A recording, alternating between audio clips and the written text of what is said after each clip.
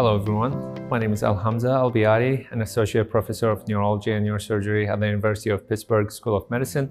I'm a stroke specialist and neurointerventionist, serve as the Director of Pediatric Neuroendovascular Surgery and Surgical Co-Director of the Neurovascular Center of Excellence at Children's Hospital, UPMC.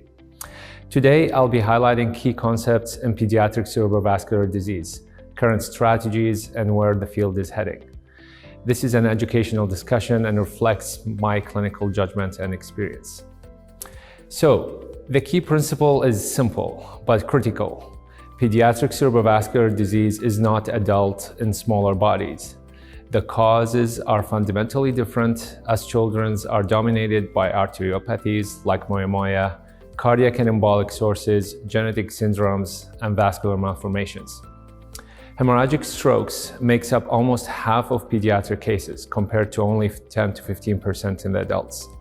And their symptoms are subtle, often non-focal or seizure-like, leading to diagnostic delays. Everything we do must focus not just on acute survival, but on long-term neurodevelopmental trajectory. In the acute ischemic setting, the biggest challenge we face is the recognition and time to diagnosis. Dedicated pediatric stroke alerts and multidisciplinary mobilization dramatically improve the accuracy and workflow. MRI with DWI and MRA remains our definitive tool to diagnosis of ischemia and assessing vessel status. IV thrombolysis remains off-label, used selectively in adolescents who meet adult criteria at expert centers. Endovascular thrombectomy is increasingly used for large vessel occlusion, with a growing evidence base showing feasibility and safety, even though the data are largely extrapolated from adults. Prevention must be tailored to etiology. For instance, non-moyamoya arteriopathy typically responds well to antiplatelet therapy. Moyamoya disease, however, is unique. Surgical revascularization with indirect bypass, EDAS, remains the most effective long-term neovascularization strategy.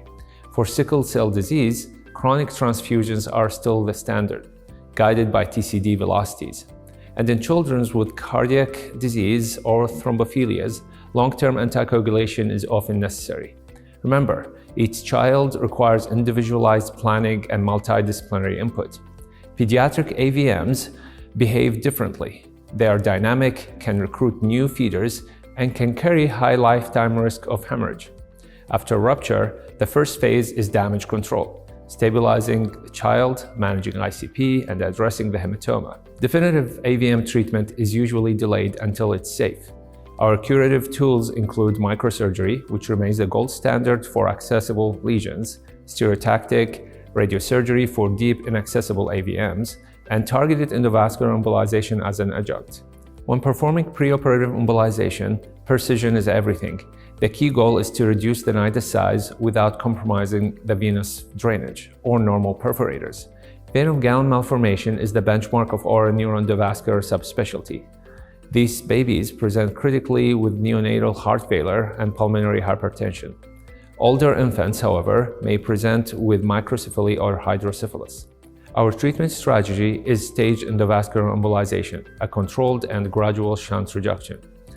The goal is to relieve the life-threatening venous hypertension and allowing the cardiovascular system to recover. Success relies on ultra-fine microcatheters, precise liquid embolics, and focal coiling of arteriovenous shuntings for controlled obliterations. Our pediatric neuroendovascular field also focuses on targeted therapeutics and functional testing. Intraarterial chemotherapy for retinoblastoma, usually delivered through the ophthalmic artery with remarkable vision-saving outcomes. And for functional localization, the WADA test still plays an important role in complex epilepsy or tumor cases, helping map the language and memory dominance to avoid postoperative deficits. Effective pediatric cerebrovascular care depends on a robust team. Neurointervention, neurosurgery, pediatric vascular neurology, and pediatric critical care are the core of this team. Supporting roles from cardiology, hematology, genetics, rehab, and social work are essential in guiding etiology and long-term recovery. These children need both ongoing imaging surveillance and lifelong functional monitoring. The future of pediatric neurovascular disease is precision-based. Genomics, enhanced by endoluminal and liquid biopsy techniques, are beginning to identify actionable mutations that might guide targeted non-surgical drug therapeutics. Advanced imaging, such as vessel wall imaging and 4D flow MRI, is helping us visualize not just the anatomy, but the underlying vascular physiology and hemodynamics that truly drive disease behavior.